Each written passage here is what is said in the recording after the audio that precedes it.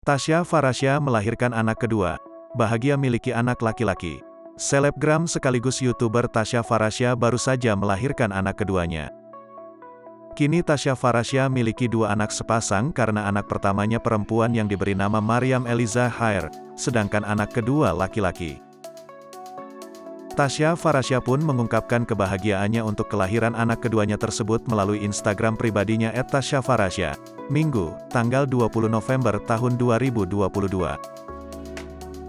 Kabar Tasya Farasya melahirkan dibagikan sang influencer sendiri yang mengunggah momen persalinannya di ruang operasi. Terlihat Tasya Farasya menjalani proses persalinan dengan ditemani sang suami.